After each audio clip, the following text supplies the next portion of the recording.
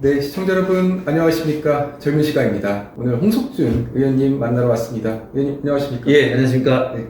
혹시 어저께 전당대회 현장에 가 계셨는지요? 예, 당연히 현장에 가 있었죠. 저희 지역에서도 뭐 많이 올라오시고 있지만, 당원들이 참여한 가운데 네. 좀 전당대회가 굉장히 축제 분위기 속에서 특히 어제 3월 8일이 네. 작년 3월 9일 대선 바로 전날이지 않습니까? 네. 어떻게 보면은 그렇습니다. 크리스마스 이브 같은 네. 그런 어떤 분위기에서 또 대통령이 오셔서 마치 크리스마스 이브 축제를 한 것 같은 네. 그런 참 분위기였습니다. 그리고 오늘 또 기사를 보니까 참 훈훈한 소식이 들리던데 네. 어떤 소식이냐면 거의 10,000명 정도가 참석을 했는데 끝나고 난 다음에 쓰레기 거의 없었답니다. 킨텍스 관계자가 이렇게 네. 대형 행사를 하고 난 다음에 쓰레기가 없었다는 어떤 소식이 일본에서는 봤어도 한국에서는 네, 한국경제신문 뉴스인데 굉장히 어. 훈훈한 소식이 있고 그리고 또 대입이 딱 되는 게 지난번 성남진청에 이재명 대표가 출석할 때 많은 민주당 지지자들 그리고 소위 개딸들이 모였지 않습니까? 그 사람들이 떠나고 난 다음에는 온통 쓰레기 덤이었는데 네. 딱 대비되는 그런 사진이 있더라고요. 그래서 참 처음부터 끝까지 네. 예, 굉장히 훈훈했습니다. 혹시 그 박상민 네. 가수의 그 해바라기 예. 막 노래 나올 때 같이 막 춤추고 네. 그때 그 현장의 분위기 좀 어땠나요? 사실 제가 사실은 분위기를 다 잡았어요. 사실은 해바라기도 해바라기지만 뭐 지중해라든지 그래서 네. 제가 이제 뭐 이게 연호도 하고 이렇게 했는데 정작 춤춘 거는 다른 사람이 춤췄어요. 예. 이게 사실 전당대회가 축제의 현장이라고 했는데요. 그래서 너무나 또 가슴 졸이면서 많은 이게 국민들 그리고 당원분들께서 좀 상황을 지켜봤던 것 같습니다.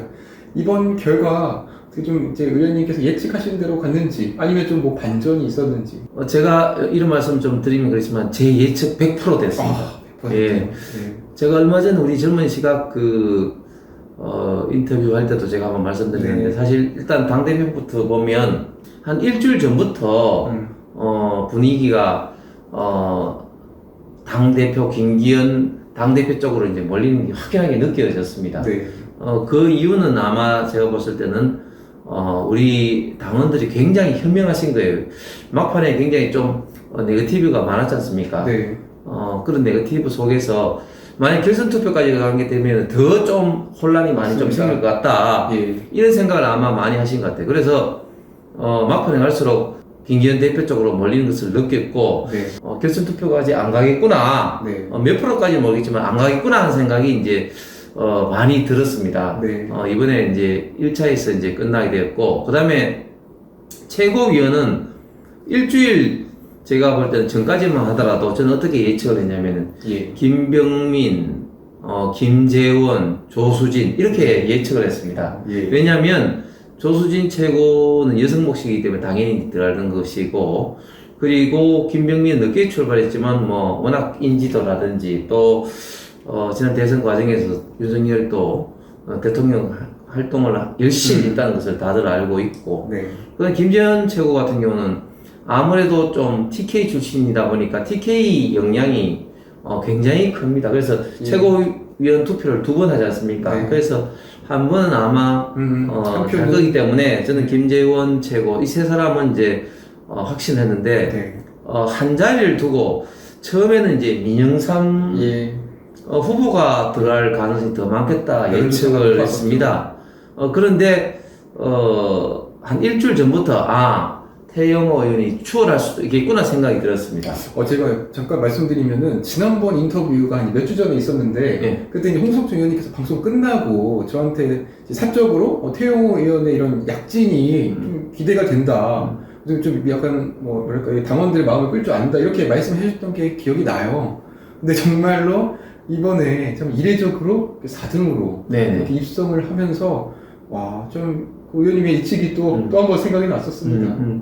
제주 4.3 네. 사건이라든지 네. 또 3.1절 기념식 때 11분의 그 독립 유공자들 김구 선생을 비롯해서 굉장히 역할을 하신 분들이 많았었는데 예. 이승만 대통령이 빠져 있었습니다. 네. 그런 어떤 문제를 제기하신 거 뭐 이런 이슈 몰이가 막판에 좀 주요했다. 네. 특히 우리 당의 많은 당원들한테 이런 어떤 문제에 대해서 공감을 좀 일으킨 것이 네. 막판 어떻게 보면은 4.15 최고위원회에 이제 합류하게 된 배경이 아닐까 생각을 합니다. 사실 그 이제 민영상 후보께서 이제 귀순용사다, 민주당에서 넘어온 귀순용사다 표현을 썼는데 네.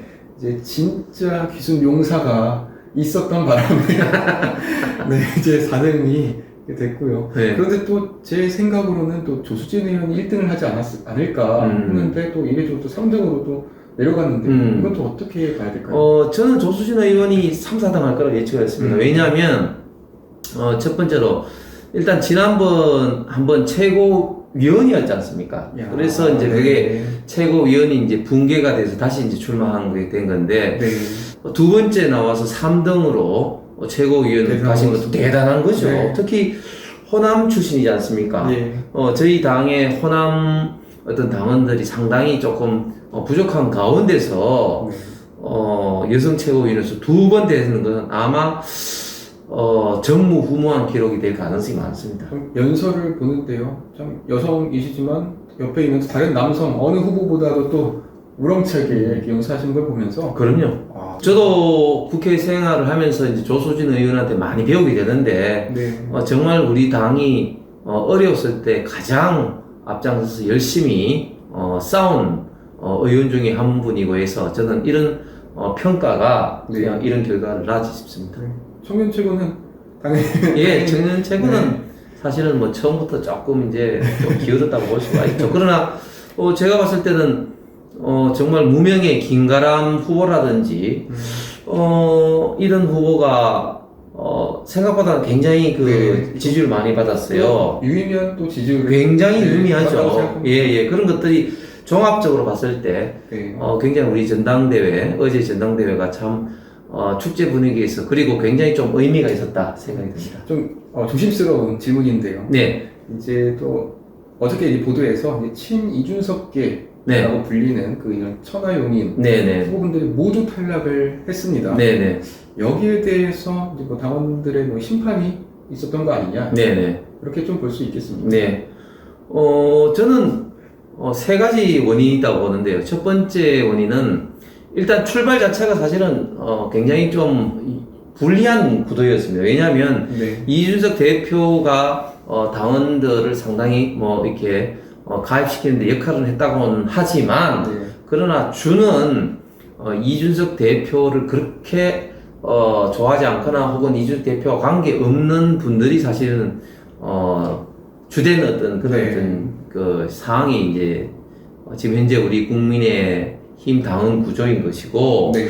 두 번째는 우리 국민의힘 당원들이 사실 뭐 그 세대별 지역별에 따라서 입장이 좀 다른 부분도 있습니다만 그러나 공통적인 한 가지 사항은 대한민국 미래를 위해서 윤석열 대통령, 윤석열 정부가 꼭 성공해야 된다는 거 아니겠습니까? 맞습니다. 그런데 너무 좀 윤석열 대통령을 비판하는데 좀 치중을 하다 보니까 이런 어떤 부분에 대해서 많은 당원들로부터 좀 등을 돌리게 된 어떤 그런 계기가 된 것 같고 그리고 세 번째는 이준석 대표가 너무 나선 면이 있다. 네. 그러니까 초기에 예를 들면 천하람 후보가 인지도가 없을 때 이준석 대표가 끌어올려주고 컷오프 될 때 도와주고 이런 거는 좋은데 처음부터 끝까지 이준석 대표가 네. 너무 큰 역할을 하려고 하다 보니 후보들이 안 보이고 이준석 맞습니다. 대표가 보이는 네. 그런 어떤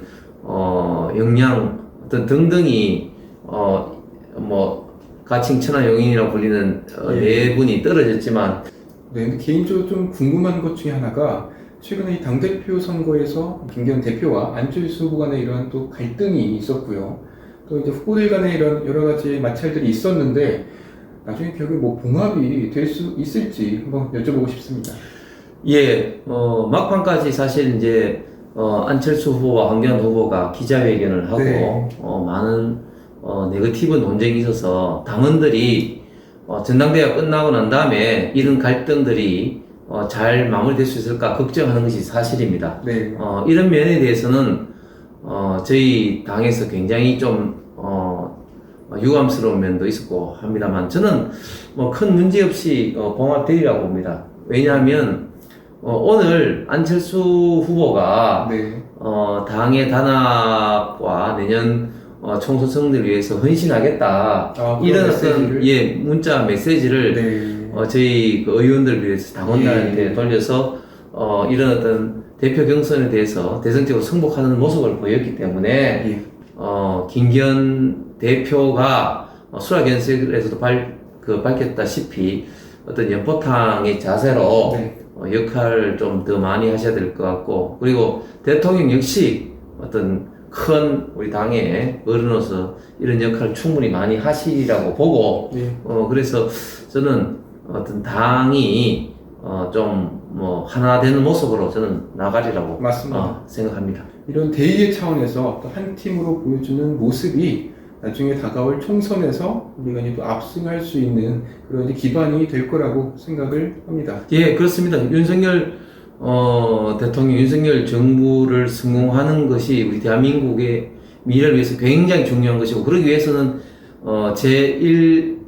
제1단계가 이 네. 총선 승리 아니겠습니까? 예. 이 총선 승리를 위해서 저는 이번에 나오신 당대표 그리고 최고위원 후보들 한 사람 한 사람 굉장히 귀중한 저희 당의 자원이기 때문에 네. 저는 위치가 어떻든지 간에 그 위치에서 네. 최선을 다하고 역할을 충분히 하시리라 기대를 합니다. 결국은 이제 이번 뽑힌 후보들을 보면은 당원분들께서 결국 이제 윤석열 대통령을 뒷받침해 줄 수 있는 후보들을 지지하지 않았나. 네.